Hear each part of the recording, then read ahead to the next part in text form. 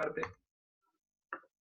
Muy bien, continuamos, ¿sí? Vamos a pasar ahora entonces a tomografía computada. La tomografía computada, para que tengan básicamente una noción, es lo mismo que una radiografía simple, pero se va a dar mucho más rayos, ¿sí? En determinado equipo, que es el tomógrafo, ¿sí? Y este rayo, en vez de hacer un solo disparo de una sola imagen, va a hacer un giro permanente alrededor del cuerpo, entonces va a ir emitiendo rayos que van a interceptar las diferentes materias del cuerpo, y esto nos va a generar una imagen. Sí, ahora lo voy a explicar un poquito con más detalle, ¿sí? Pero la tomografía viene del griego también, que quiere decir corte o sección, y escritura o imagen gráfico de un corte o sección, ¿sí? Son múltiples imágenes que tienen como fuente de energía el rayo X, y ese rayo X, en vez de tener una placa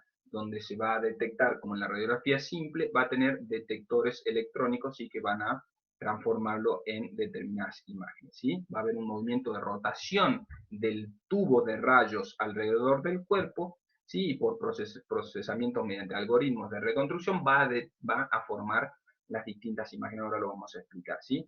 Los señores que estudiaron este método y lo fueron descubriendo, ¿sí? Fueron el señor Conman y el señor Hounsfield, que este es el señor Hounsfield, ¿sí? Ambos premio Nobel, ¿sí? Y en homenaje a este señor es que cuando uno habla de tomografía y habla de las densidades, que es la nomenclatura que vamos a usar para tomografía, utiliza un término que es unidades Hounsfield para decir cuánta densidad tiene un tejido, ¿sí? Es una terminología que se usa para determinar qué tipo de densidad tiene un tejido. Cuántas unidades Hounsfield o número TC, ¿sí?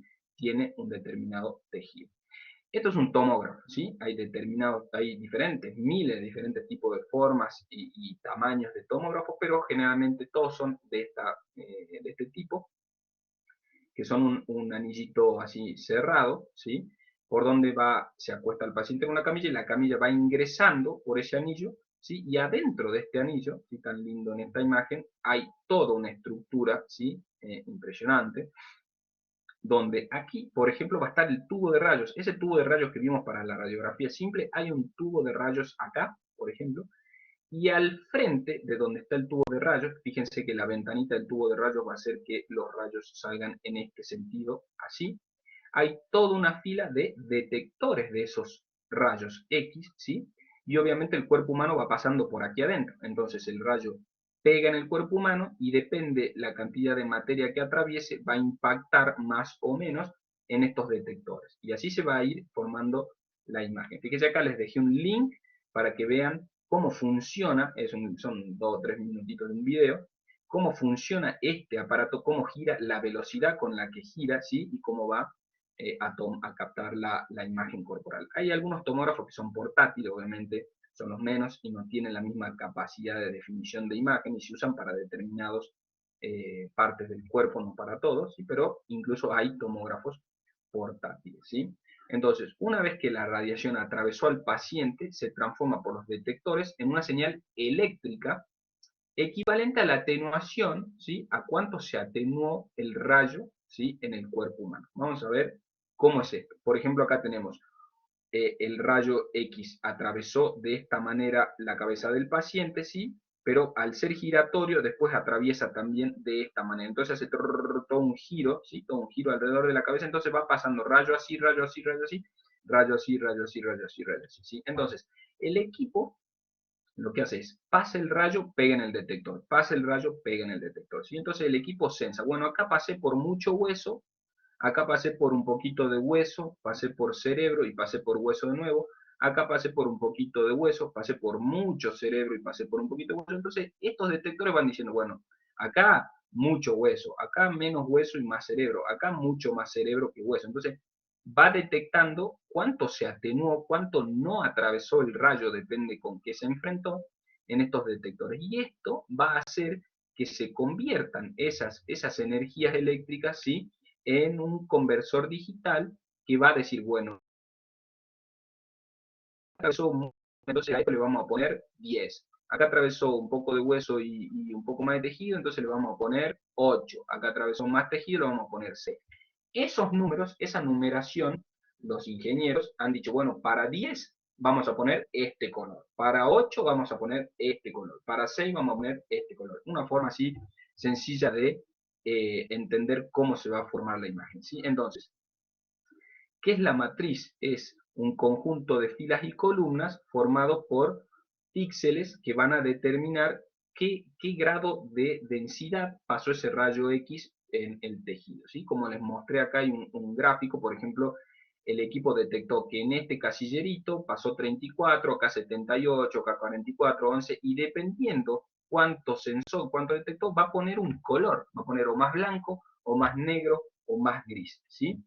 El píxel es cada uno de estos cuadraditos, ¿sí? La matriz es todo esto, el píxel es cada uno de estos cuadraditos, ¿sí? Y el voxel es un volumen de estos píxeles, ¿sí? Es un cuadradito, ¿sí? En vez de ser algo plano, ya se le pone volumen, ¿sí? Es el espesor del determinado corte, ¿sí? Entonces, básicamente así, muy sencillamente los físicos pueden ampliar esto, pero muchísimo si les interesa el tema.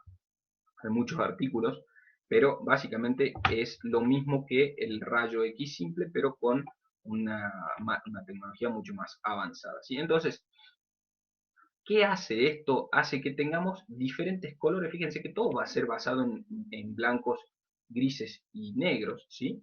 Entonces, vamos a tener la escala de valores, ¿sí? Estos valores que dijimos son la escala de números Hounsfield, ¿sí? La unidad de Hounsfield como habíamos hablado previamente. Entonces, uno dice, bueno, para este color la unidad Hounsfield es 100, para este color la unidad Hounsfield es menos 100, dependiendo el color que nos dé cada tejido, ¿sí? Entonces, fíjense que el agua básicamente va a rondar entre los menos 20 y más 20, o sea, va a tener este color. Entonces el agua, cuando uno va a fijarse cuánto mide el agua o cuánto mide una determinada cosa que queramos evaluar, queremos saber si una lesión tiene grasa, tiene calcio, tiene sangre, tiene agua, ¿sí? Entonces, medimos cuánta densidad tiene eso en el estudio y nos dice, bueno, esto que estás midiendo acá tiene 40 unidades de Hounsfield. Entonces uno sabe que en el rango de las 40 unidades de Hounsfield puede encontrar, ¿sí?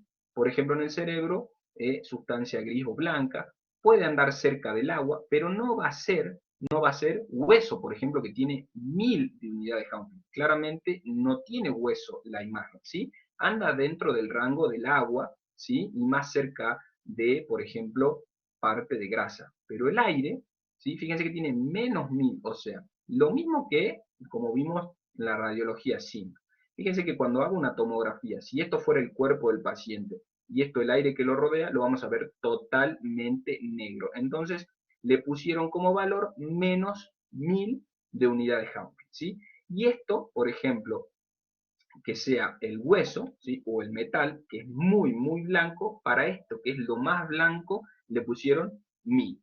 Y entre esto y esto, todos los colores restantes, los menos blancos, los grises y los menos negros, van de menos 1000 a más 1000, ¿sí? Entonces, bueno, sabemos que la grasa anda más o menos en menos 100, que el agua entra entre más 20 y menos 20, ¿sí? Que la sangre anda cerca de los 60, 70 y que el hueso anda dentro cerca de los 1000. Entonces, cuando vamos a medir la densidad, depende qué valor nos dio, vamos a decir, bueno, esto está tirando más para el aire, tirando más para grasa, y nos ayuda a definir qué composición tiene ese tejido, ¿sí? ¿Cuál es la nomenclatura de la tomografía? La terminología que vamos a usar para describir una tomografía son las densidades, ¿sí? Si algo es menos denso o más denso, lo vamos a decir hipodenso cuando es más negro, más oscuro a lo que tiene al lado. Es isodenso cuando es grisáceo, cuando es la misma densidad, no la puedo diferenciar de lo que tiene al lado.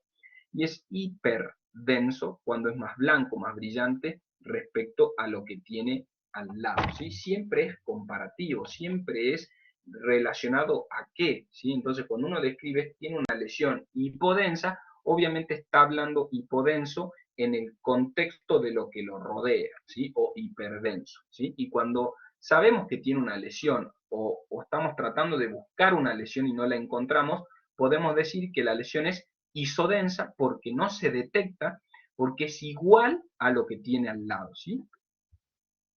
Entonces, un concepto que hay que tener en cuenta para las tomografías es hablar de ventanas, ¿sí? No voy a entrar mucho en lo que es lo físico y la explicación muy profunda y técnica de esto, pero para cada órgano y para cada tejido, dependiendo las unidades de Hounsfield, se habla de ventanas, ¿sí? Por ejemplo, esto es una ventana ósea. ¿Por qué? Porque decimos, bueno, quiero evaluar entre tanta unidad de Hounsfield de acá hasta acá. O sea, quiero evaluar, por ejemplo, de 500 unidades de Hounsfield a menos 500 unidades de Hounsfield. Pongo ese rango de unidades de Hounsfield. Entonces, el equipo me dice, listo, entre las que vos me pusiste de 500 y menos 500 hay esto, ¿sí? Entonces, me va a decir, bueno, puedo ver un poco el hueso, pero no lo puedo ver con mucho detalle, pero sí puedo ver mucho mejor el cerebro, ¿sí? Si le varío ese rango de unidades de Hounsfield, ¿sí? Le pongo, bueno, quiero ver entre, qué sé yo, entre 1000 y 800, ¿sí? Vamos a ver mucho, con mucho más definición, por ejemplo, el hueso y menos el tejido cerebral, ¿sí? Porque se basa en el rango de unidades de Hounsfield, el rango de colores que yo le quiera dar al estudio. ¿Sí? Eso lo puedo modificar en el propio equipo, ¿sí?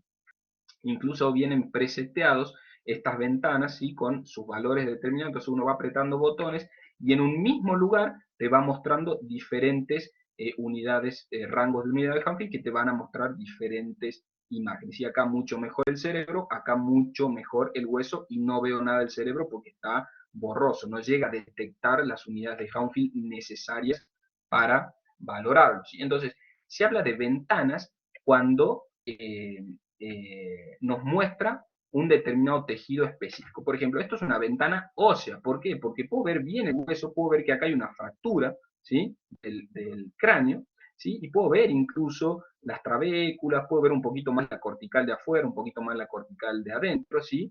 Y el hueso esponjoso trabecular en el interior, pero no puedo ver nada del cerebro, o sea, no puedo detectar prácticamente nada del cerebro si, acá hay si bien acá hay un poquito más de densidad, sí se ve un poquito más blanco por un sangrado, abajo.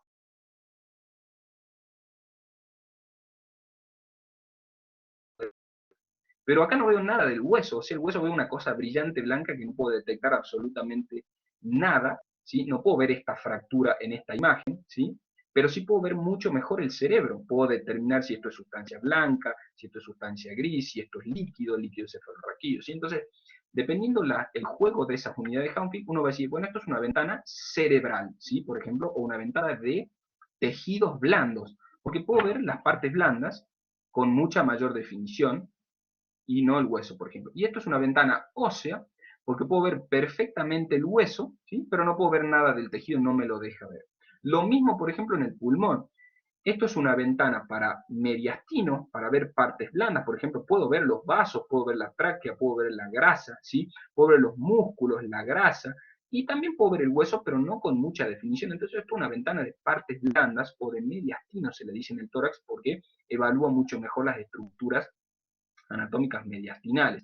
En cambio, esto es una ventana pulmonar, porque fíjense que acá el pulmón es una sola cosa negra, no puedo determinar prácticamente nada de lo que hay en el pulmón, sí algunos vasitos, algunos puntitos que son vasitos, ¿sí?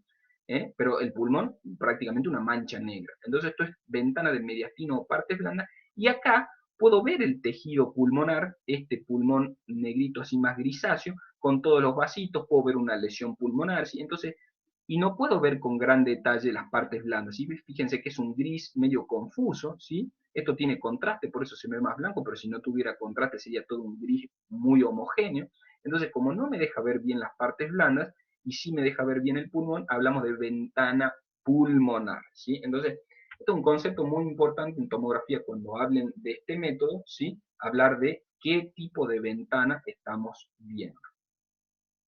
¿Sí? Lo mismo el grosor de corte es importante en la tomografía, no es lo mismo ver un grosor de corte, como habíamos hablado de los píxeles y los voxeles, ¿sí? No es lo mismo ver una tomografía con un grosor de corte de 8 milímetros, que quiere decir que el equipo me va a computar una densidad para un espesor de tejido, por ejemplo, de 8 milímetros, ¿sí?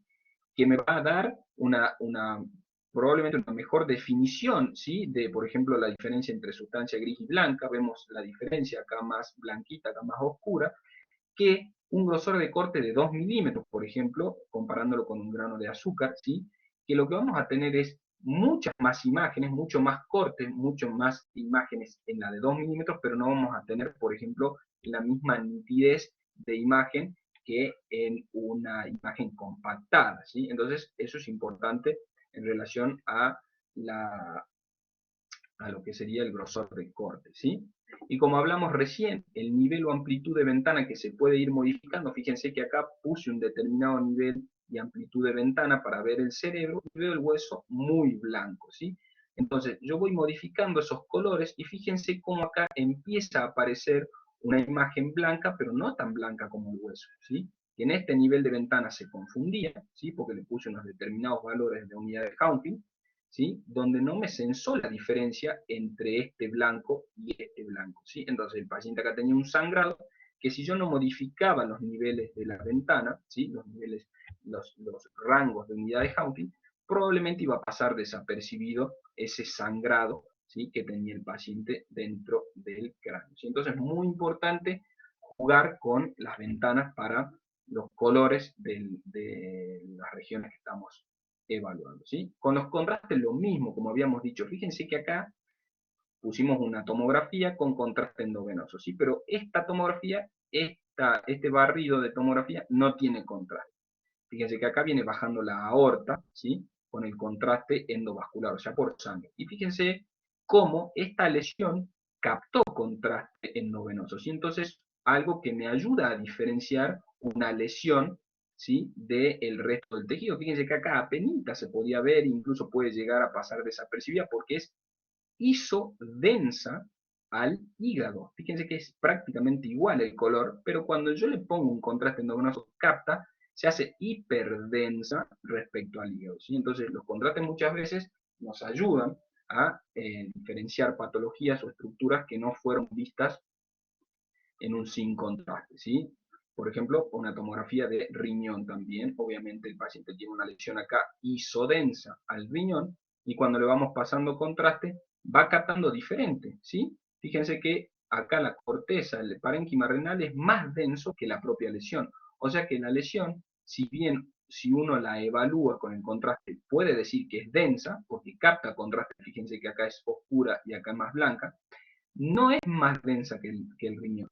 O sea, sería, capta contraste, pero sigue siendo más hipodensa al resto del riñón, ¿sí? Fíjense cómo era la diferencia de que yo les decía que una misma lesión puede ser densa por el contraste, pero si lo comparamos con otro tejido, es hipodensa respecto a esto, ¿sí? Entonces hay que tener en cuenta esos conceptos. ¿Cuáles son las ventajas de la tomografía? Que tiene una excelente resolución, ¿sí? Una excelente resolución espacial, muy buena resolución de contrastes, es rápida, tiene reconstrucciones multiplanares, o sea, podemos ver todos los ejes de arriba para abajo, de atrás para adelante, y el lateral tridimensional. No hay superposición de imágenes, ¿sí? O sea, claramente vemos que no es una placa, podemos ver esto, podemos ver esto, podemos ver esto con mucho detalle, no como una RX que es una superposición de todo esto plasmado en una sola imagen lineal, ¿sí? Hay una amplia disponibilidad hoy en día de tomografía, no es como antes, ¿sí? Y es muy útil para guiar procedimientos. Por ejemplo, hacer una biopsia de esta lesión. Hacemos una tomografía y vamos introduciendo la aguja, hacemos otro barrito, vemos si la aguja va bien hacia la lesión y es muy útil para guiar intervenciones, ¿sí? ¿Cuál es la limitación? Claramente la radiación ionizante. ¿Recuerdan las diferencias que dijimos entre la placa simple y la tomografía con respecto a los milisievert que implicaba cada una, ¿sí? El costo es un costo que es intermedio, no es tan bajo como una placa, tampoco es tan alto como otros métodos diagnósticos, sí, pero es un costo ya un poco más elevado. Tiene posibilidad de reacciones adversas a los medios de contraste, si inyectamos medios de contraste, y hay contraindicaciones, ¿sí? Relativas, como habíamos dicho, en niños, en neonatos, en el embarazo, sí, hay que ver, evaluar el riesgo de vida, ¿sí? Ahí me están diciendo que hay un ruido en la clase, no sé si eso se calmó o sigue mal. Me avisan por favor. Pasamos a lo que es resonancia magnética. ¿sí? Eso era lo que era tomografía. Recuerden la nomenclatura, las densidades, ¿sí? La resonancia magnética, sí, es otro método, y habíamos hablado que junto con la ecografía no tienen radiación ionizante, sino que usa otro tipo de energía que son el magnetismo y la radiofrecuencia, ¿sí? Esto es un resonador, ¿sí? Fíjense que ya son anillos mucho más anchos, no es como una rosquilla, como una dona el tomógrafo, sino que es algo mucho más ancho, incluso entra el cuerpo entero del paciente en ese sentido, ¿sí? Y fíjense que la intensidad es como un gran imán, es un gran imán, ¿sí? Y la intensidad del campo magnético del resonador varía, dependiendo del equipo, entre, por ejemplo, 0,5 teslas, 1,5 teslas o 3 teslas, incluso hay de más, hay de 7 teslas y más. Y un tesla es equivalente a 10.000 Gauss. Y fíjense que el campo magnético de la Tierra es de 0,5 Gauss. O sea que imagínense a la fuerza de campo magnético que está expuesto el cuerpo cuando se hace una resonancia. Si no tiene implicancias médicas ni tiene efectos adversos conocidos, ¿sí? Está publicado que no, pero es un campo magnético muy, muy fuerte, ¿sí? Pueden ser cerrados, como en este caso, o pueden ser abiertos también los resonadores. Generalmente estos tienen menos calidad de imagen, ¿sí? Fíjense por qué también algunos se habrá hecho alguna resonancia magnética, no solo lo hacen entrar al tubo, sino que a veces le ponen, generalmente le ponen este tipo de aparatitos, ¿sí? Que son bobinas, y esto ayuda a mejorar la calidad diagnóstica de la imagen en la región que se esté estudiando, ¿sí? Son las bobinas. ¿Por qué les decía de la fuerza del campo magnético que tiene un resonador? Fíjense que es muy peligroso el imán, la fuerza que tiene, las cosas que pueden pasar si uno se descuida, ¿sí? Fíjense una camilla con cosas metálicas, un tubo de oxígeno, o sillas de ruedas, sillas, ¿sí? Incluso tijeras, agujas, todo eso es muy atraído por el imán, así que hay que tener muchísimo cuidado con el resonador y el campo magnético del resonador, ¿sí? Básicamente no quiero entrar mucho en detalle con respecto a la física de la resonancia magnética, pero les dejo algunas filminas por si algunos quieren profundizar un poco en el tema. Básicamente, la resonancia magnética utiliza los protones del cuerpo para dar las imágenes. ¿Por qué los protones? Porque como es el átomo de hidrógeno está en el agua y el agua es el mayor componente que tenemos del organismo, se utilizó eso para poder utilizarlo en base a la resonancia magnética, ¿sí? Entonces, estos átomos de hidrógeno del agua, ¿sí? Tienen un movimiento, ¿sí? Están moviéndose, ¿sí? Tienen un movimiento tipo trompo, ¿sí? ¿sí? Van moviéndose así aleatoriamente y están dispuestos en forma aleatoria en el organismo, ¿sí? Entonces, cuando uno los mete al imán, ¿sí? Estos átomos de hidrógeno, ¿sí? Se alinean, se ponen alineados. Algunos mirando para arriba según el eje, otros para abajo, ¿sí? Pero se alinean todos, ¿sí? Entonces, la idea del campo magnético es que cuando uno aplica el pulso de radiofrecuencia, estos átomos de hidrógeno se muevan de determinada forma, y cuando uno quita el pulso de radiofrecuencia, esos átomos vuelvan a su posición original. Esta ida y vuelta de los átomos de hidrógeno va a ser censada por el equipo y va a dar las diferentes intensidades de señal, ¿sí? La idea no es meter mucho dato con respecto a la física. Acá le dejo algunas diapositivas para que puedan profundizar un poco, y si a alguien le interesa mucho más este tema, hay artículos, vamos a subir artículos complementarios, pero básicamente acá está un poco la teoría para que puedan profundizar un poco más, que no viene a la idea de la cursada, ¿sí?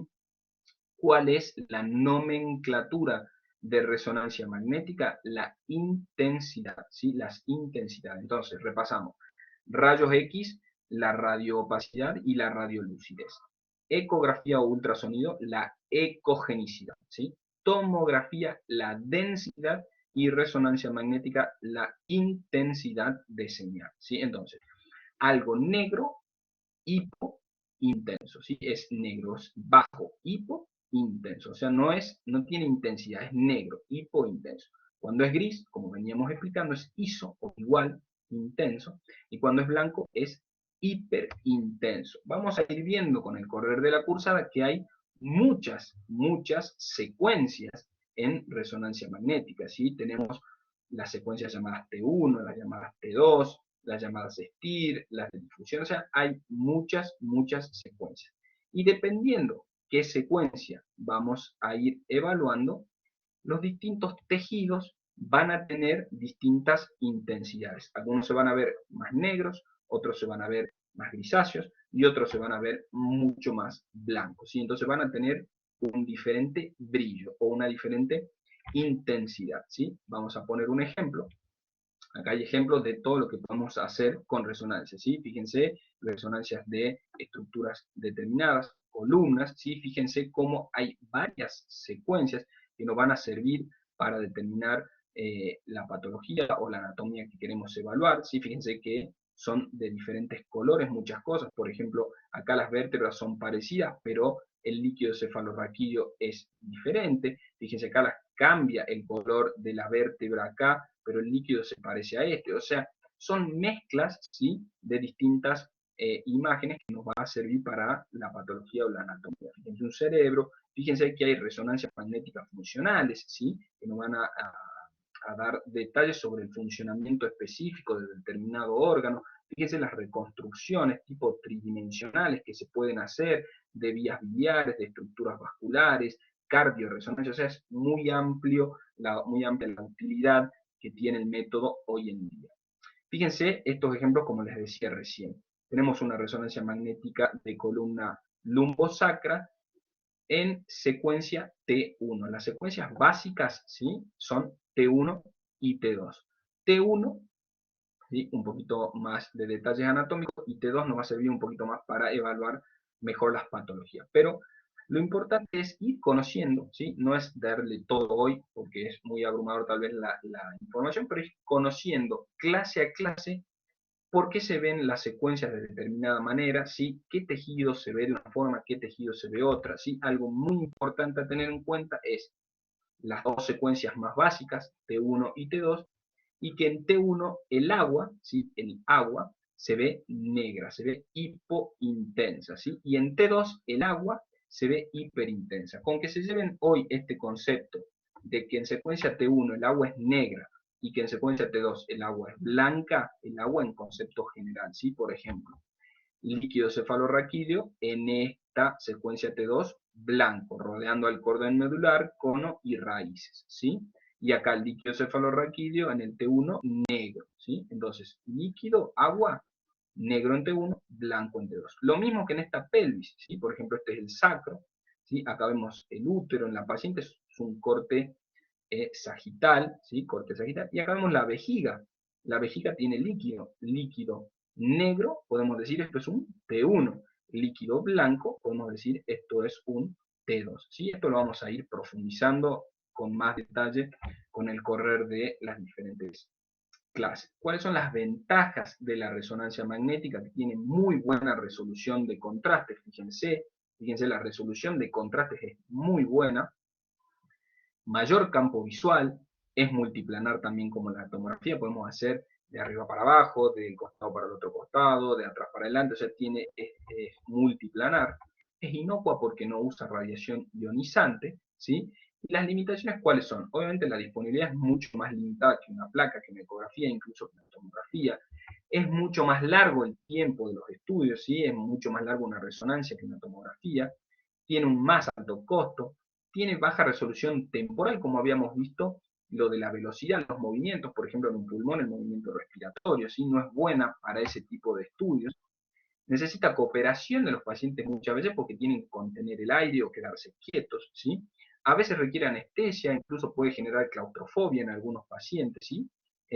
Porque los estudios son más largos, estás adentro de un tubo más encerrado, incluso se ponen las bobinas que mostramos previamente, y por ejemplo las de cerebro son tipo un casco que te encierran el cerebro para que dé mejor señal el tejido, y a veces genera claustrofobia, ¿sí? Las contraindicaciones son elementos que puedan interaccionar con el campo magnético, ¿sí? Y se puedan ver perjudicados. Por ejemplo, marcapasos, ¿sí? Este tipo de reparación de aneurismas vasculares como los COIS, prótesis de oídos, algunos cuerpos extraños metálicos, y cada vez se van haciendo prótesis o cosas quirúrgicas aptas para el resonador con mayor frecuencia. ¿Sí? Ya esto está muy en boga hoy en día. ¿Sí?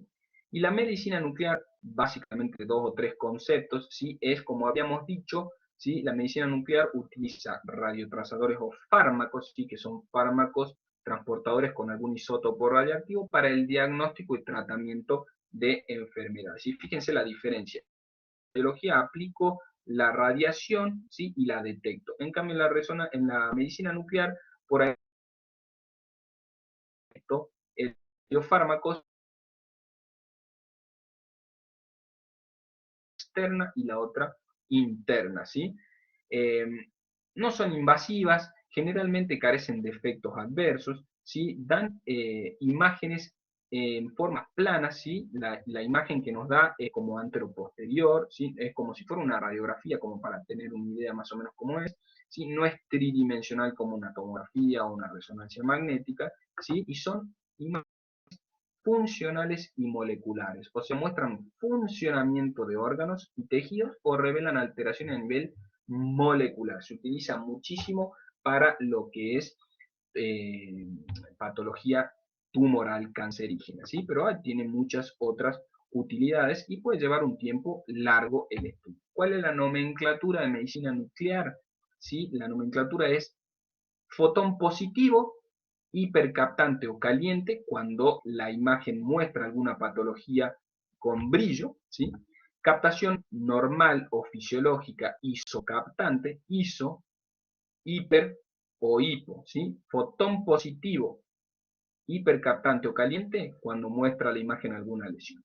Captación normal fisiológica o isocaptante, cuando no muestra ninguna lesión determinada, y fotón negativo hipocaptante o fría cuando se muestra alguna imagen con menor señal que el tejido normal, ¿sí? Acá les dejo, también no es para entrar en detalles, tipos de métodos de medicina nuclear, la gammagrafía, el SPECT, el PET-TC, la densitometría ósea, la radioterapia. Si quieren entrar, pueden hacerlo. ¿Sí? ¿Y cuáles son las ventajas de este método que aportan información funcional de tejido y molecular? ¿Sí? Fenómenos fisiológicos, lo que está sucediendo en cada órgano o tejido, ¿sí? Y muchas incluyen el cuerpo entero, se hacen una evaluación de todo el cuerpo, que eso es muy bueno. Y las limitaciones tienen menor resolución anatómica, ¿sí? Son, como habíamos dicho, bidimensionales. Los radiotrazadores emiten radiación ionizante por un cierto tiempo, entonces el paciente está emitiendo radiación, hay que tener presente eso por determinado tiempo. Se contraindican en el embarazo y hay que tener precaución en mujeres de edad fértil y en niños, ¿sí? Ahora, dos últimas filminas con conceptos claves, no por ser las últimas son menos importantes, ¿sí? Entonces, nos llevemos como concepto las terminologías muy importantes, ¿sí? Terminologías de cada método, y estas dos últimas filminas también son muy importantes para el desarrollo de la cursada, para cuando vayan a rendir un examen y sobre todo para la vida, para cuando vayan a trabajar y tengan que ver una imagen y ver qué está pasando en esa imagen y cómo describirla, ¿sí? ¿Cómo se describe una imagen? ¿Sí? Empezamos primero por el tipo de estudio. ¿Qué estudio estamos viendo? Si es una tomografía, si es una resonancia, una placa, una ecografía. ¿Sí? Primero, diferenciar qué estudio. Luego, qué región del cuerpo estamos evaluando. Si es el cerebro, si es el tórax, si es el abdomen, etc. ¿Sí? Luego, qué plano de imagen estamos viendo? Si es axial, coronal o sagital. ¿Qué son los planos? El tipo de imagen que estamos viendo. ¿Sí? Si es un corte transversal del tejido que estamos evaluando, se le dice corte axial, ¿sí? Un corte axial. Esta parte al cuerpo de atrás para adelante, ¿sí? Por ejemplo, en la línea media, es un corte sagital, ¿sí? Y todos los cortes que vayan haciéndose para un costado o para el otro también son sagitales o parasagitales, ¿sí? Por ejemplo, cuando vemos una imagen cortada en este tipo de feta, ¿sí? Así longitudinal, es un corte sagital. Y cuando lo corta de lado a lado, ¿sí? Por ejemplo, en el medio, es un corte coronal, ¿sí? Entonces, muy importante. Axial o transversal, sagital y coronal. Estos son los planos en los que vamos a ver la imagen. Axial, sagital y coronal, ¿sí? Entonces, muy importante eso. Ahora, luego de ver el plano, vemos la ubicación donde vamos a situarnos en lo que queremos hablar, ¿sí? Ya dijimos que era un abdomen, ¿sí? Hígado, vaso, decimos pulmón derecho, pulmón izquierdo, mediastino, ¿sí? Entonces, tipo de estudio, región del cuerpo, qué plano, ¿sí? La ubicación, si queremos hablar de un órgano o una lesión, dónde está. Si esa lesión que estamos describiendo es única, si hay muchas lesiones, ¿sí? ¿Dónde están distribuidas? Si es una o múltiple. ¿Qué tipo de lesión estamos hablando? Si es sólida, si es quística, si tiene una composición mixta, si ocupa espacio, si rompe el hueso, o sea, cómo describir, esto lo vamos a ir viendo claramente con el resto de las clases, ¿sí? De tejido blando, calcio, sangre, ¿sí? ¿Qué tipo, qué composición? ¿Cómo se comporta en la imagen? Densidad, señal, ecogenicidad, ¿sí? La terminología muy importante, ¿sí? ¿Qué forma tiene? Si es redonda, si es alargada, si es lineal, ¿sí? Tamaño, si es grande, pequeño, mediano, midiendo en centímetros o milímetros, qué tipo de contornos tiene, regulares, y siguiendo más o menos un orden como para una buena descripción. Y como ya le habíamos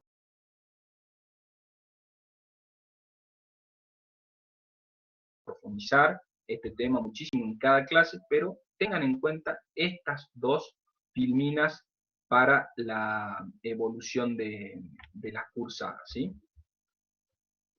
Ahí está, pareciera un poco pausado. Con esta última filmina damos por terminada la clase inicial, un repaso intenso con muchos conceptos, pero a grandes rasgos, llévense, como les dije, las nomenclaturas de cada método, ¿sí? Y cómo describir las imágenes y los planos, ¿sí? Esas grandes cosas, también lo que les comenté de la secuencia T1, T2 en resonancia, si el agua es negra y blanca, si el líquido, esos conceptitos, esos claves para esta clase. Luego, en lo que puedan profundizar, obviamente, mucho mejor. Vamos a